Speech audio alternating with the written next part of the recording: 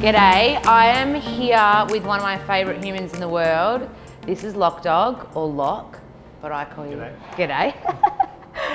Basically, we're about to learn heaps about coffee, my new passion, but quickly subscribe, thumbs up, dinger, you know the drill. If you like it, if you want to see more coffee stuff, if you want to see more stuff with Lock, just tell me questions below. I'll make sure I answer everything, but let's get into this. So, first of all, yes. The reason why I love coffee has a lot to do with working with you. So basically, the long story short, Happy Place, you're a partner at Happy Place. That's right. But you're also a partner here at Sensory Lab, St. Ali, auction rooms. Am I missing anything? You got it? You got the it? list? Yep. Yes. Which are all famed for their coffee, right? So we had a few meetings and I was like, nah, I've never had a coffee in my life, and I'm 31. And you're like, it's okay, mate. You kind of didn't really judge. And then we had a meeting with Sal.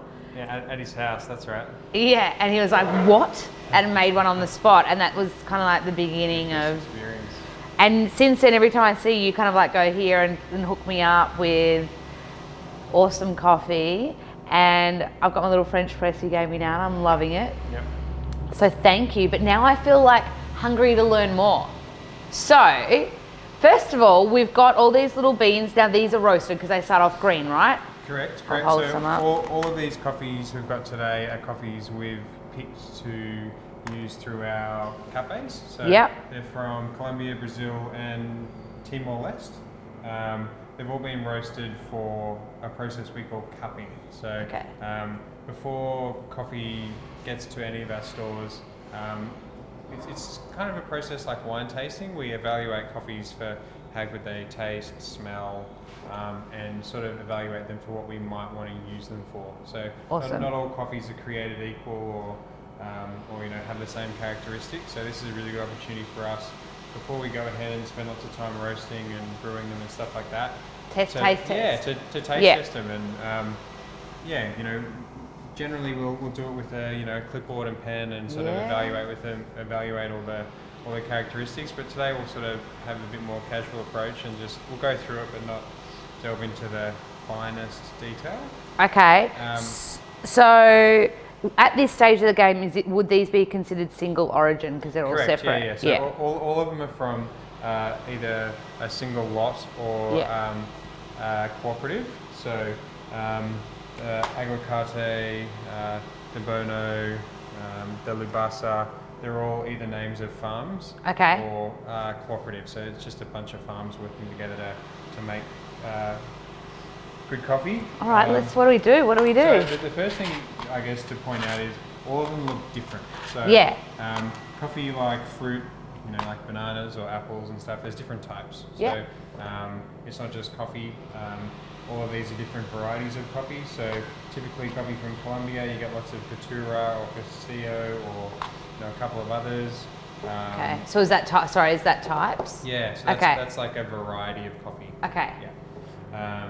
Then whereas somewhere like Kenya has varieties like SL28, SL34, Ruru, that kind of thing. Okay.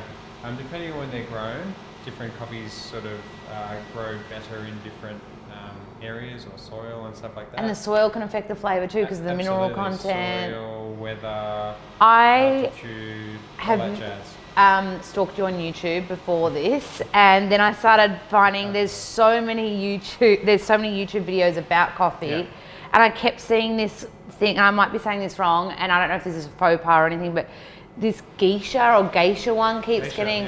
What's the deal with that? It's like the holy grail, or? So Geisha's an heirloom variety, so it's one of the original varieties that were grown in Ethiopia. Okay. Before it got taken to Brazil and Colombia and all that jazz. Basically, it's kind of, people describe it as like the champagne of coffee varieties.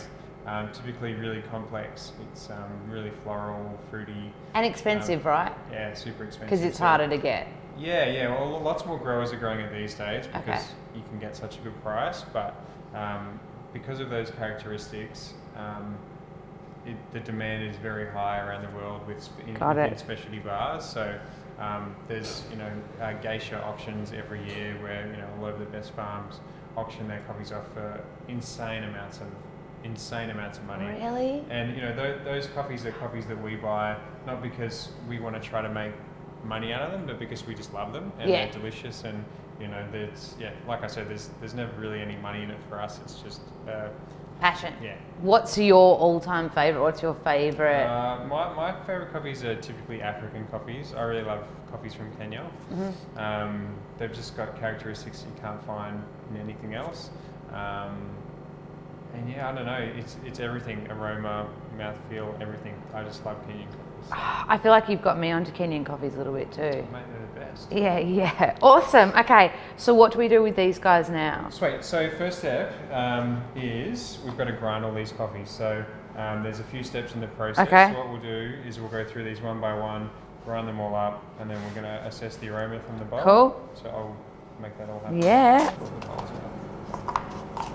Is it we back to filming again? Yeah. Smells so good. So another thing that I've been learning is I've got an AeroPress at home and a French press, and you have to tell when you go and get the coffee ground. Yeah. Is that because one needs it thinner than the other? Yeah. So basically, well, the only two ingredients with coffee generally, unless you add milk, is just coffee and water. Yeah. And the only way to change how your coffee brews, the main way, is by how you grind it. So if you grind really fine, it's going to mean there's lots of surface area in the coffee, and it doesn't sort of tend to suit certain brew methods like, for example, a plunger. So if you use espresso grind in a plunger, one, it's going to get all clogged up, but two, it's just going to be really bitter and dry, just because it extracts really, really fast. Whereas something nice and really coarse, which you use in your French press, would be terrible for something like espresso, because one will just gush all through, but you just wouldn't get anything out because you're brewing for a much shorter time. Yeah, of course. So, they say as well, like you get, so I either have long blacks or filter, or then I've got my French press at home. But they say, I've been like nerding out about it, but you can get a different type of, I guess, I don't know for lack of a better word, but like buzz off different types of brewing methods as well. Like you can feel it differently. Yeah. Look, I mean, it's quite. Yeah. Like I know when I have a long black out, right? I kind of like go, okay, done, and get on my way, and you can kind of feel like the caffeine for like a solid 30 to 40 minutes or so. But then if I have like, and it might be more the psychology around it of sitting down enjoying like a filter or. I think that's maybe part of it. Like filter coffee is much more dilute than a long black or an espresso, so there's more water in your coffee. So that's going to have an effect as well. But I think it's something like about the ritual of drinking a coffee that you can sit on for a while that you don't feel as rushed. Like you have an espresso, you kind of ready to go. But back to these. Okay. Yes. So first step of this process is to assess the dry aroma. So you pick up the bowl. And stick your nose in. And just. Can you tell me what I'm looking for, like chocolatey or like? It's all different. Like some coffees at this stage can smell like stuff like vegetables. So it really all depends on the coffees. A lot of them have really sort of nice earthy characteristics. Some of them, like you said, have that nice rich sort of cocoa. I get some sort of dried fruit out of this one. Oh wow! Do you really? So it's wow! I've got to learn to. Funky. What does funky like? It's that one's a natural coffee. So it feels like it's got like almost fermented. It's been fermented, exactly. Oh, okay. Right. Yeah, so that's why you get that strange, funky characteristic to it. Teach me. This is so exciting. These as well. Is that one fermenty? Yeah. So that's the first step. Okay. Primarily, this process as well is to find out what's wrong with coffee. So when you're growing fruit or any produce, inevitably things can go wrong. You might have a bad harvest, fruit might go rotten, stuff like that. There might be defects. So these stages are to pick up any defects. So we've got a coffee buyer in our business who travels the world buying coffees for us. This process for someone like them is to determine whether something's wrong with the coffees primarily before it even gets back to us. So just for, I was learning this, so basically the coffee bean is the seed of a fruit, right? Correct, yeah. Okay, got it. Okay, so we've smelt them dry, now what happens next? Add some water. Oh, this is so exciting. Now, one thing I asked you, I'm going to keep talking, you just keep doing your thing. One thing I asked you last time, not last time, sorry, the time before, was that I've been drinking my coffee, I've only ever drank it black, and you said keep it that way, mate. Yeah. And why is that? Is that because you can... Look, I mean, it's personal preference for me. I mean, 80% of people enjoy their coffee with milk, or probably more. 80%. So there's nothing wrong with it.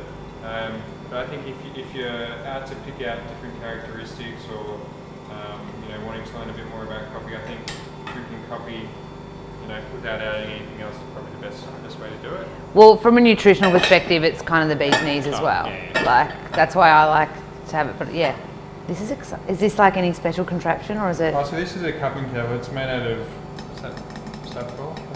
enamel, so it doesn't impart any flavour into the water.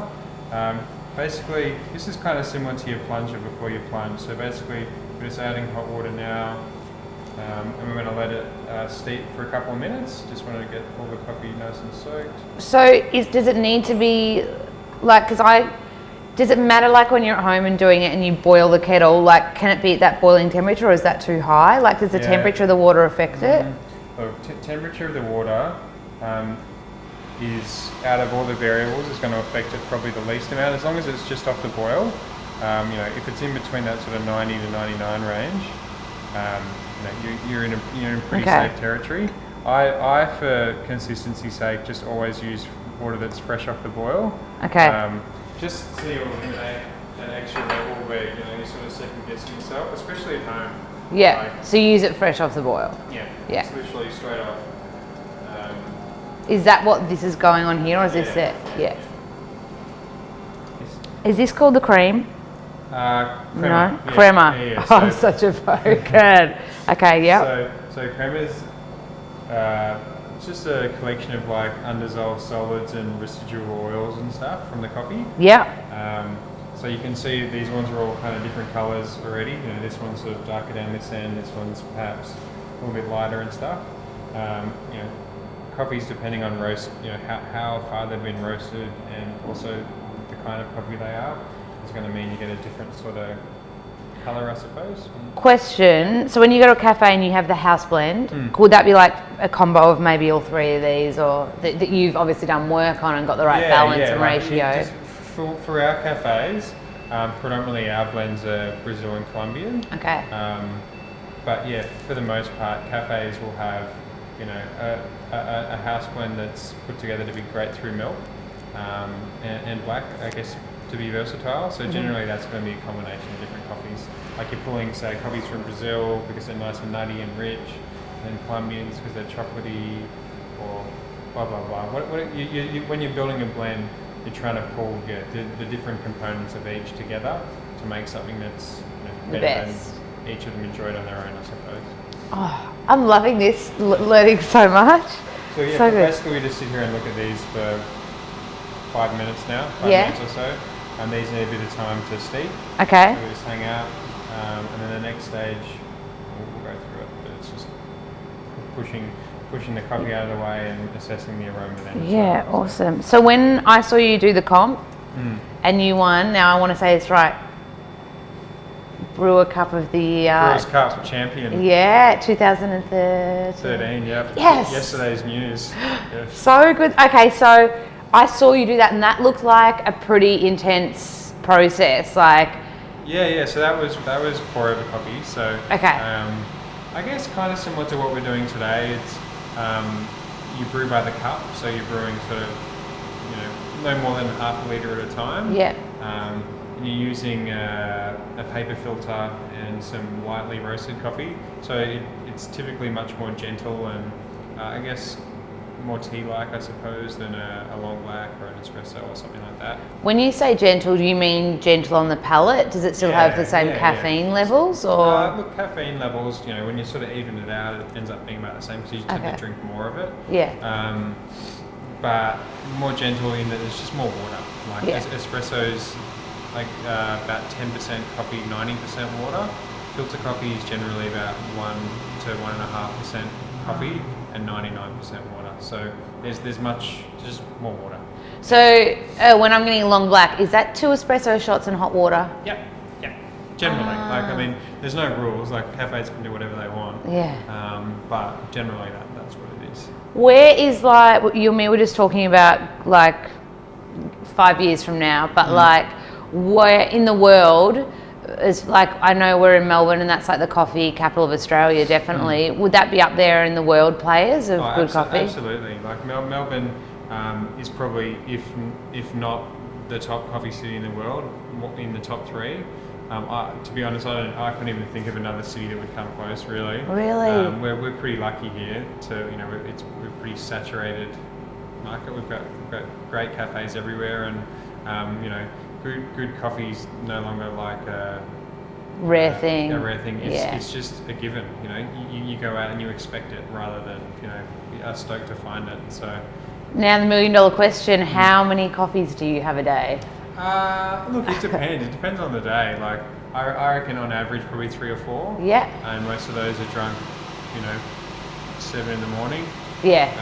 And then I'll drink tea during the day. Yeah, you are a tea. Yeah. I noticed this. But look, it depends. Like I can quite happily drink coffee late at night and still sleep. Oh my goodness. I've been gifted with that. So I have definitely not. So awesome. Yeah. So next step. This is called the break. So we've got some spoons in here already. Yeah. Some of these are already sort of broken apart a little bit. But what you want to do again, so this is another step where you test the aroma, but coffee tends to change from when it's dry to when you add water. So basically what you do is you just push 3 times and just get your nose in there. Okay, and have a sniff. So you can... And it will be a different experience to what we just had with the... Yeah. You made that look so like elegant. Okay. It's not as hard as it looks. To me, that's way stronger. Yeah. That just smells like how I'm going to drink it and tuck on in. Exactly right. So I actually prefer the smell of it dry, I think. Yeah, I think coffee tends to smell better when it's just been freshly ground. I think when you bring a bag of coffee home and you've got it in your car, it tends to smell so good, right? But then when you take it home and drink it, it's never quite the same. So. I used to work in a health store in Queensland, and this is before I even ever drank coffee, obviously. But I'd always get asked to be in charge of stocking all the coffee on the shelves, and they've got little like that air hole in the packet. I don't know where they are. Yeah, and I always walk past and like squeeze it and smell it. That smell is amazing. So I'm just gonna... Yeah, what's the trick? Oh yeah, there's the air valve. That's what I was talking about here. Oh, like that. Yes. I was so surprised when you said you hadn't drunk coffee. What have I been doing? Is there a reason why you were just saying that your favourite is Kenyan, but all the places that you own are more Colombian and... Look, I guess the main reason for that is consistency. Like places like Colombia and Brazil, because they're bigger, they can grow coffee all year round. Yeah. So coffee's seasonal, like avocados, and they come and go out of season. And somewhere like Kenya, only harvest coffee at certain times of the year. So we've only really got access to fresh, good quality Kenyan coffees in a smaller window of the year. The other reason, Kenyan coffees or African coffees generally don't typically sit that well in milk. Okay. And for most people's palates, they can be a bit crazy and they're just not familiar flavors and people are used to. They're my favourites. Yeah, well, yeah, but you're not drinking with the milk. So. Yeah, okay, that's why. Yeah. Okay, got it. So we've removed all this. That's the main reason. So we've removed the sort of sediment that was sitting on the top now. Basically now we sort of wait till they cool a little bit, and then we start drinking. So so warm. It's so cold in Melbourne. Apparently it was 4 degrees this morning. Did you know that? Madness. Well, I rode this morning. It wasn't too bad. So the next step is tasting. Yeah. Now we've got I got told I have to slurp. Yeah, so we've got these spoons today, and basically, so we don't, pick them up and there'll be sediment down the bottom, so we don't want that to, we don't want to be drinking that. So basically you take a small sample, it can be a spoonful or something like that. And you wanna slurp it across your tongue. So oh, that was good. You like that? Yeah. So you want to aspirate it, so you sort of get it all over your taste buds and your tongue. Yeah, because different areas. Yeah. So. Oh fuck! All right. Wow. If we're drinking lots of coffee, generally we spit it out. I haven't had any coffee today, especially because I want to do this. Okay, so that's right. Yep. Okay. Didn't hear the slurp. I felt like I was slurping, but I was scared to go everywhere. Sorry. Oh, yours is loud. Okay. Yeah. You gotta be like a vacuum cleaner. Okay, hang on. I'm going to try again. I'm trying to figure out the flavors too. I can't slurp and get it in. Do I get less on the spoon? Is that the trick? Yeah, less. Oh, okay. It's a smaller amount. Okay. I'm getting too greedy. Okay. Get it nice and close. There we go. Is that better? This one's good. This one's my favourite. Okay. I can't pick I want to learn to understand it more. It's difficult with coffee. Like I think. That's softer. Yeah, That's softer. A bit more acidity and stuff in this one. Okay. I haven't even touched on the health benefits. Yep. Being a nutritionist. The cool thing about coffee, I mean, I'm sure you already know this but it's out of everything that humans consume, it's one of the highest in antioxidants that isn't affected by heat. Oh wow. So by roasting it, by adding the hot water, you're not actually affecting the antioxidant value. So bee's knees. That's good. Drinking it helps as well. And like anti-aging as well. The downside of it, of everything we consume, it raises blood pressure more than anything else. So that's why you don't want to be having generally it like loads and loads and loads, like right up to, I know you said you're gifted with that trick, and you're also very adapted to it. It's almost like it's your job, but and it can affect cortisol. But I've found that if I have it, the way I have it, for people that are like health nerds watching this, is I'll have either my filter at home, my French press, and then I will go out for a meeting and have a second one, but then like after lunchtime I'll kind of like taper off and go more teas. Yeah. That's how I do it. Yeah, people can overdo it. I guess it's like anything. I have some customers that will come in 4 or 5 times a day. I just don't know how they do it. Wow. It seems like madness, but... Wow. Do you find that people generally come and get the exact same thing every day? Because I want to learn what's the difference between getting a filter coffee, a pour over, is that the same as filter, and batch brew? Because batch brew is like the thing in Melbourne, and we've got it now at Happy Place. So filter coffee, so batch brew and pour over coffees are filter. So filter is just like a heading, I suppose, or a type of brewing.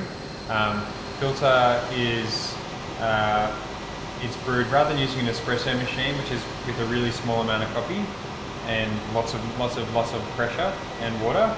It's just hot water, a filter paper, and coffee. So it's by the nature of it much more gentle. Batch brew, I guess the easy way to describe batch brew is, you talked about the movie before where you saw me making pour over by the cup.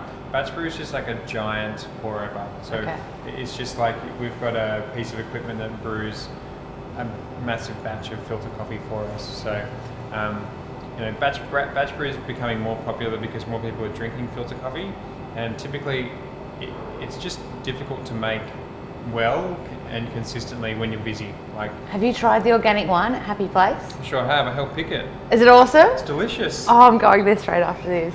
So good. So yeah, I mean, batch brew is great. Awesome.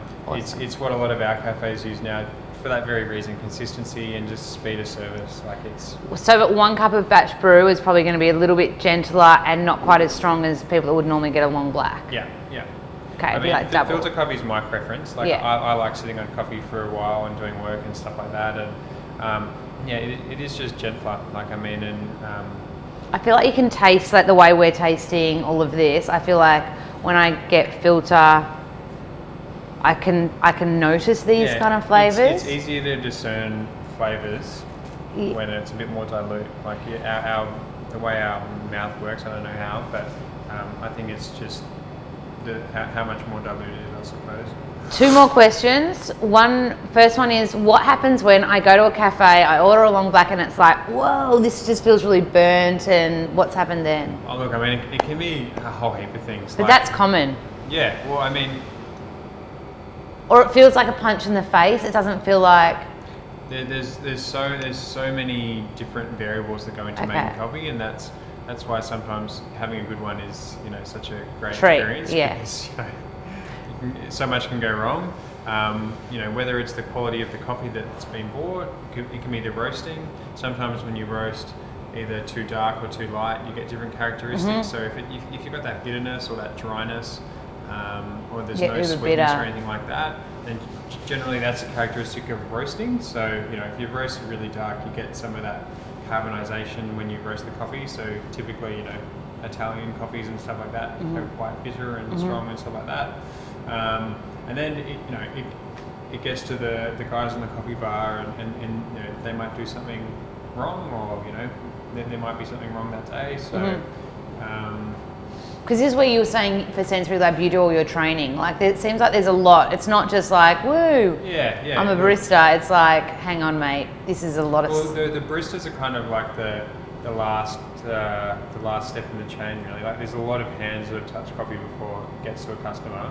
And baristas are kind of like, have the responsibility of doing the right thing. Deliver the goods, and deliver the goods for the people who are buying it. And that's where so much can go wrong. So... yeah, there's no easy answer, but it's a complicated process. Another question, I've experienced this a little bit just with when I've tried. So now when I travel, because I travel loads, I'll research like coffee, and there's generally all over the world somewhere nerdy for coffee. Yeah. And in a few places I've been to, they'll bring out a little like shot glass of soda water. Is that palate cleanser? Yeah. I mean, more and more people are going to places or drinking coffee for reasons other than just the caffeine, and stuff like soda water after an espresso or a filter or something like that. Yeah, it's just a nice touch that those cafes give to help their customer enjoy the experience more. So be able to move on to the next coffee or have another sip without any other flavors sort of interrupting that, I suppose. Now I've got one last question for you, but quickly, people can buy Sensory Lab beans, coffee all online, can't they? Absolutely. So we'll put the link under the YouTube vid, because it is the best coffee ever. Literally every time in Melbourne, I'm like, Lock Dog, I'm out, and he'll hook me up. So you're a legend. Well, the good thing is every time you come, we've got some new ones. I know, and I love it. Final question: do you have a favorite, it might be a moment or something that, within your coffee experience, I don't know, but for me, recently I was in Singapore and I just had this beautiful moment. I'd had brekkie. I wasn't going to get a coffee that day because I'm really funny. I like to have coffee as its own little entity. And I was like, F it, I'll get one on the way out. And it was just this moment, I'm standing in Singapore. It was just a really cool, I don't know, If you ever had a moment where you're like, I love that I work in coffee? It might be opening auction room, Look, I think probably one of the moments I can remember most, we had a coffee called Don Pachi. This was when I first started getting into coffee, 5 or 6 years ago, and it was the Geisha variety we were talking about, and it was sort of one of the first coffees that reached Australia. And for me, tasting that coffee, a few years ago was a moment that sort of opened my eyes to what coffee can taste like. Like a lot of us, without exposure to specialty coffee, we don't know what coffee can be, and it can taste a lot more than bitter, chocolate, all that kind of stuff. This coffee was like a fruit bowl. It was like all different fruits and flowers and all that kind of stuff. And it was just an eye-opening experience. And I've been really lucky to work with some great people and experience a lot of great coffees along the way. But I think that was probably the first one that made me think, wow, this could be so much more than what I've experienced in the past. So that'd be it, I reckon. True coffee nerd. I like it. You're a legend. Thank you so much for taking the time today. You're a champ. And I've learnt so much more. And if you have more questions, anything like that, just write them below and I will see if I can do a sneaky another coffee Mark II vlog. Sounds good. That would be awesome. I want to tuck in and have some more coffee now. Let's do it. This one's the best.